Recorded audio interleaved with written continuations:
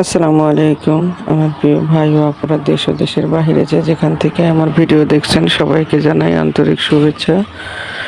আজকে আমি একটি নতুন ভিডিও নিয়ে এসেছি। আমার আপু ভাইরা আপনাদের কাছে অনুরোধ থাকলো আমার ভিডিওটি শেষ পর্যন্ত দেখবেন, একটি লাইক দিয়ে দেখবেন। আমার আপু ভাইরা, আমি প্রচুর অসুস্থ। এর আগে বলেছিলাম আমি মেডিকেলে আসছি, সকাল সকাল চলে আসলাম। আজকে আমার রিপোর্টগুলো ডাক্তারকে দেখানোর কথা, এই জন্য চলে আসলাম। আমি আর আমার ছেলে চলে আসলাম। তো আসার পরে আমি প্রথমে নিচে টিকিটটা নিয়ে ডাক্তারের সিরিয়ালটা দিয়ে আমি রিপোর্টগুলো নিতে আসছি। রিপোর্টগুলো নিয়ে আবার ডাক্তারের চেম্বারে ওখানে যাব। তো আমার আপু ভাইরা, আমার শরীরটা একদমই ভালো না, আমার জন্য দোয়া করবেন। আপনারা সবাই বেশি বেশি আমাকে সাপোর্ট করবেন। আমার অনেক খারাপ লাগছে, আমার 3টা বাচ্চা, মেয়েরা এখনও ছোট। আল্লাহ তাআলা যেন আমাকে সুস্থতা দান করে। আসলে আল্লাহ তাআলা যখন যা কিছু করে বান্দার ভালোর জন্যই করে। আমি সব সময় আল্লাহর উপরে ভরসা করে চলি, কারণ এই দুনিয়াতে হায়াত মউত রিজিক দৌলতের মালিক একমাত্র আল্লাহ। যখন যা কিছু করে তিনি ভালোর জন্য করেন। আমার আপু ভাইয়েরা, আপনাদের কাছে আমার অনুরোধ থাকলো, হয়তো বলবেন এত অসুস্থতার মাঝেও কেন ভিডিও করি। আজকে সত্য কথা বলি, আমি একটি আশা নিয়ে আমার এই চ্যানেলটি খুলেছিলাম, যেন আমি কিছু একটা করতে পারি এই জন্য। তো যাক, রিপোর্টটা দেখিয়ে নিয়ে এসেছি। নিয়ে আসার পরে বাসায় চলে আসলাম। আমার ছেলেও চলে যাবে হোস্টেলে, আর ও তো ডিসেম্বরের আগে আর আসবে না। তো ওর জন্য অনেক রিকোয়েস্ট করছিলাম, ও আমাকে একটু মাংসের আচার বানিয়ে দাও। যদিও আমি অসুস্থ, তারপরও মা তো মা তো আর সন্তানকে কখনো ফেলতে পারে না, বা সন্তানের কথা অমান্য করতে পারে না। সন্তানের জন্য সব সময় কষ্ট লাগে, দূরে থাকে, খুব কষ্ট পাই সন্তানদেরকে দূরে রেখে। কেন দূরে দিয়েছি বা লেখাপড়া করার জন্য একসময় বিস্তারিত বলবো ইনশাল্লাহ। আপনারা আমার ভিডিওটি দেখবেন। তো দেখুন, আমি আচারটিকে বানিয়েছি আসার পরেও অনেক কষ্ট করে সব কিছু গুছিয়ে রেখেছিলাম আগেই। তারপরে চিন্তা করলাম ছেলে আমার চলে যাবে, অথচ আমি যতই থাক আমাকে কাজটা করতেই হবে। তো আমি কিভাবে মাংসের আচারটা বানালাম আপনাদের সাথে শেয়ার করব। আমার আপু ভাইয়েরা, আমার ভিডিওতে একটি লাইক দিবেন। সবাই যে ভিডিওটা দেখেন, অথচ একটা লাইকের সংখ্যা একদমই কম পড়ে। আমার আপু ভাইয়েরা, আমি যখনই যার ভিডিও দেখি, হয়তো হঠাৎ 2-1টা মনে থাকে না, বা কোনো একটা কথার চলে ভুলে যায়। আবার অনেক সময় আমি ঘুরে গিয়ে এডিট করে তারপরে লাইকটা দিয়ে আসি।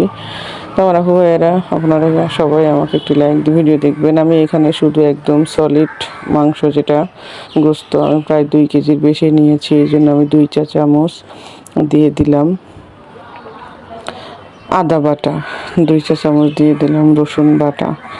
আর এটা খুব কম মশলা দিলেই বেশি ভালো হয়। আর যেহেতু আমি এটা মশলা একটু ঘন করে বানাবো, এই জন্য এটা শুধু 2 প্রকারের হয়। আমারটা বানাবো আমি একদম তেলে, ডুবা তেলে থাকবে। আরেকটা হয় একদম শুকনো শুকনো থাকে, আমি ডুবা তেলে রাখবো। তো দিয়ে দিলাম হলুদের গুঁড়া, মরিচের গুঁড়া, আর দিয়ে দিলাম ধনিয়ার গুঁড়ো, সাথে স্বাদ মতো লবণ, এলাচি, দারচিনি, এগুলোর গুঁড়া, সব কিছুরই গুঁড়া দিয়েছি। আমি এখানে কোনো আস্ত মশলা ব্যবহার করব না, যেহেতু পরে কিছু মশলা অ্যাড করতে হবে। আর এটা তো অবশ্যই আচার, যেহেতু সরিষার তেলটাই অ্যাড করতে হবে। আমি দিয়ে দিলাম সরিষার তেল, আর সরিষার তেলটা দিতে হবে একটু বেশি আকারে। আমি প্রথমে দিয়েছি কম, তারপরে দেখতে পারবেন। আর এই ভিডিওটি শেষ পর্যন্ত দেখলে আপনারাও বানিয়ে ফেলতে পারবেন মাংসের আচার। আমরা যারা আচার পছন্দ করি বা খিচুড়ির সাথে পছন্দ করি, অনেকেই হয়তো জানেন না যে এটা 1 পিস গোস্তর পিস, আর 1 চামচ তেল হলে পেট ভরে একবেলা খেয়ে ফেলা যায়, ভাত বা খিচুড়ি যাই বলেন। আমি অনেক সময়ই বানিয়ে রাখি, হয়তো আপনাদের সাথে শেয়ার করা হয় না। আজকে ছেলের উদ্দেশ্যে বানানোর জন্য আপনাদের সাথে শেয়ার করলাম। আর এটা অনেক মজা হয়, আসলেই মজা হওয়ারই কথা। আর এটা খুবই আমি 2 কাপ পানি দিয়েছি, আমার ওই কাপটাতে দেখতেই পাচ্ছেন, ওই কাপ দিয়ে মেপে। অবশ্য আপনারা কম দিলেও পারবেন, আমারটা একটু বেশি হয়ে গিয়েছিল, আমি পরে চাল করে শুকিয়ে নিয়েছি। আমার আপু ভাইরা, এবার যে আমার ভিডিওর কোনো একটু অংশ যদি ভালো লেগে থাকে, অবশ্যই আমার চ্যানেলটিকে সাবস্ক্রাইব করবেন, লাইক কমেন্ট শেয়ার করবেন, পাশে থাকা বেল আইকনটি বাজিয়ে দিবেন। আমার আপু ভাইদের কাছে আমার অনুরোধ, আমি অনেক অসুস্থ, আমার 3টা সন্তান আছে। এদেরকে আল্লাহ রব্বুল আলমিনের রাস্তায় আমি দিয়েছি। আল্লাহ যেন কবুল করে, সবাই দোয়া করবেন আমার জন্য। আল্লাহ তাআলা যেন আমাকে সুস্থতা দান করে, দুনিয়া থেকে যেন ইমানের সহিত নেয়। যখনই দুনিয়াতে সবাই চলে আসছি, একা যাইতেও হবে একা, তাই কারোর জন্য দুনিয়া থেমে থাকে না, এটা আমি বুঝতে পারছি। অসুস্থ হলে আরও মানুষের আরও অন্যরকম মন মেজাজ ফ্যামিলিতে বোঝা যায় যে একটা বোঝার মতো হয়ে যেতে হয়। তো আমি এটাকে প্রেসার কুকারে দিয়ে দিয়েছিলাম, আর আমি সিটি দিয়েছিলাম প্রায় 6 থেকে 7টা। এখনও দেখছি না, অনেক ঝোল আছে। আমি এটাকে এখন জাল করে একদম শুকাই নেব। আমি অন্য চুলাতে দিয়ে দিয়েছি, এটাকে শুকাচ্ছে জালে। আর এদিকে আমি মশলাটা বানিয়ে নিচ্ছি। আমি বেশি আকারে কোনো মশলা দিব না। আমি এখানে নিয়েছি শুকনা মরিচ আর পাঁচফোড়ন। এটা হচ্ছে রাঁধুনি পাঁচফোড়নের প্যাকেট, আমি কিনে নিয়েছি। আপনারা বাজারে খোলাটাও পাবেন, তবে খোলাটা বেশি একটা ভালো হয় না, ঘ্রাণটা সুন্দর আসে না। আমি একটু বেশি করে করে রাখি, এটাতে অনেক কিছুতে ব্যবহার করা যায়, এই জন্য আমি একটু বেশি করে ভেজে নিচ্ছি, রেখে দেব। এই জন্য একবারে মশলাটাকে গুঁড়ো করে ফেলবো। আর এই মশলাটা অবশ্যই আচারে দিতে হবে, না দিলে আপনি আচারের স্বাদটা পাবেন না। আচার মানেই পাঁচফোড়ন, আচার মানেই ঝাল টক, এই দুটো জিনিস মনে রাখতে হবে। আমার আপু ভাইয়েরা, আমার এই আচারটি আপনারা একবার হলেও বাসায় ট্রাই করে দেখবেন, এতটা মজা হয় যা কেউ কল্পনাও করতে পারবে না যে এত সুস্বাদু মজাদার হয়। আমি একটু এতে বেশি করে ঘন করে বানিয়ে রাখি, এবং নর্মাল ফ্রিজে রাখলে আপনি সারা বছর রাখতে পারবেন, কিছুই হবে না। আর যদি বাহিরে রাখতে চান তাহলে মাঝে মাঝে বের করে রোদ্রে দিতে হবে। তো দেখতে পাচ্ছেন আমি এই চুলাতে আমি মাংসটাকে এইভাবে শুকিয়ে নিচ্ছি, একদম শুকিয়ে ফেলবো, কিছুই থাকবে না, ঝোল কিছুই থাকবে না। আর শুধু মাংসটাই নিতে হবে, কোনো তেল নেওয়া যাবে না বা হাড্ডি নেওয়া যাবে না, এটাকে খেয়াল রাখতে হবে। এখন আমার এটা ভালো করে শুকিয়ে যাবে। আমি এখন দ্বিতীয় প্রসেসে গেলাম, কড়াইতে দিয়ে দিলাম বেশি আকারে সরিষার তেল। আর অবশ্যই সরিষার তেলটাই ব্যবহার করবেন, আচার মানেই সরিষার তেল, ঝাঁঝালো সরিষার তেলের ভিতরেই আচার ভালো থাকে। কিছু কিছু উপকরণ আছে যে আচারকে ভালো রাখে, এই জন্য আমি সেটা দেখাবো। ভিডিওটি স্কিপ করলে হয়তো আপনারা বুঝতে পারবেন না। তো দেখুন, আমি দিয়ে দিলাম কয়েকটা এলাচ আর দারুচিনি, দিয়ে দিলাম রসুন। আপনারা খেয়াল করেছেন আমি কোনো পেঁয়াজ দিই নেই, এই জন্য বেশি আকারে রসুন দিয়েছি। আর আচারে রসুনটা দিলেই আচার ভালো থাকে। যদিও আমার শরীরটা অনেক অসুস্থ, ভয়েসটা একদমই দিতে ইচ্ছে করছিল না, খুব খারাপ লাগছিল, তারপরেও আপনারা না বলেও বুঝবেন না। দেখুন কিভাবে শুকিয়ে গিয়েছিল মাংসটা। আমি এখন দিয়ে দিলাম, মাংসটাও দিয়ে দিলাম। এটাকে দিয়ে খুব ধৈর্যের সাথে আস্তে আস্তে জাল করতে হবে, ভালো করে, যেন কোনো প্রকারের নিচে লেগে না যায়।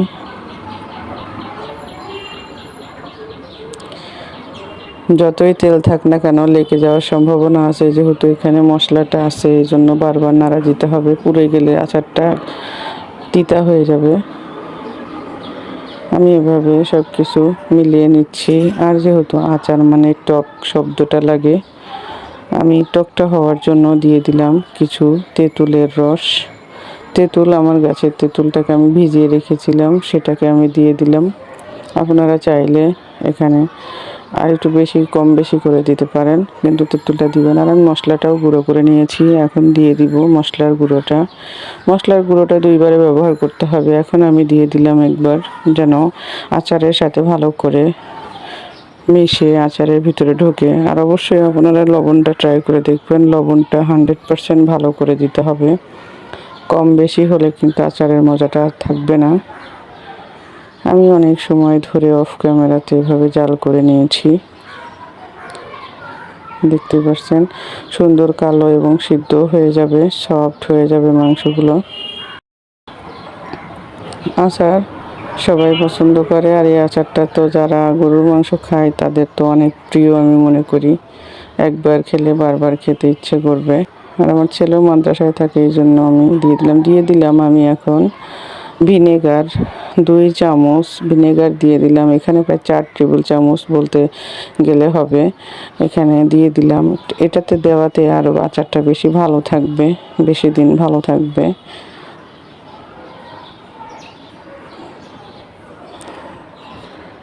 খুবই ধৈর্যের সাথে কাজ করতে হবে, তাড়াহুড়া করা যাবে না, বেশি জোরে জালও দেওয়া যাবে না। এখন দিয়ে দিলাম আমি প্রায় 2 টেবিল চামচের মতো লেবুর রস। এটা দেওয়াতে আপনার আচারটা জমাট বাঁচবে না। আপনি খেয়াল করবেন, অনেক সময় আমরা একটা জিনিস, মাংসের জিনিস রেখে দিলে জমাট হয়ে যায়, কিন্তু লেবুটা দেওয়াতে জমাট হবে না, একদম যেরকম এরকম থাকবে। দেখুন মাশাআল্লাহ আমার আচারটা হয়ে গেছে, কালারটা এরকম হয়েছে, দেখতেও অনেক মজার। খেয়ে দেখেছি, এতটা মজা হয়েছিল, অসাধারণ। ছেলে বলছিল আম্মু অনেক মজা হয়েছে, আর আমার ছেলে এটা খুব পছন্দ করে। আর যেহেতু হোস্টেলে থাকে, হোস্টেলে তো কী খায় না খায় আমি দেখি না, একটু আচার থাকলেও বের করে খেতে পারে মাঝে মধ্যে। তো দেখুন মাশাআল্লাহ আমার আচারটা রেডি হয়ে গেছে। আমি এটাকে এখন বয়মজাত করব। আপনারা কাচের বয়ম অথবা প্লাস্টিকের বয়ম, যারা বাসায় নর্মাল ফ্রিজ আছে তারা প্লাস্টিকের বয়মও রাখতে পারবেন। তো আমি কাচের বয়মটাতে উঠিয়ে নিচ্ছি। মাশাআল্লাহ দেখতে আপনাদের কাছে কেমন লাগছে আমি জানি না, কিন্তু প্রচুর পরিমাণ মজা এবং সুন্দর হয়েছিল।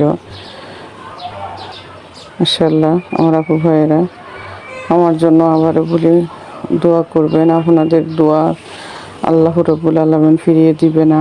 আমরা সবাই সবার জন্য দোয়া করব, মঙ্গল কামনা করব। তো দেখুন আমার আচারটা হয়ে গেছে। এখন আমি আচারটার উপরে যে মশলাটা আমি বানিয়েছিলাম ওইটা আবার দিয়ে দিব, যেন ঘ্রাণটা সুন্দর থাকে, যেন বয়মটার মুখটা খুললেই বুঝতে পারে যে হ্যাঁ সুন্দর একটি আচার, ঘ্রাণটা এসে লাগবে নাকে যে অনেক মজার একটি জিনিস। তো মাশাআল্লাহ আমি এটাকে ভরে নিলাম। আপনাদেরকে দেখাবো আমি যে আচারটা কতটা সফট, কতটা নরম হয়েছে। তো আমি এখন দেখাচ্ছি। তো দেখুন মাংসটা কত নরম, কত সফট, ভিতরটা অনেক মজা, একটা ঘ্রাণ চলে আসছে। সবাই ভালো থাকবেন, সুস্থ থাকবেন এই কামনা করি। আল্লাহ হাফেজ।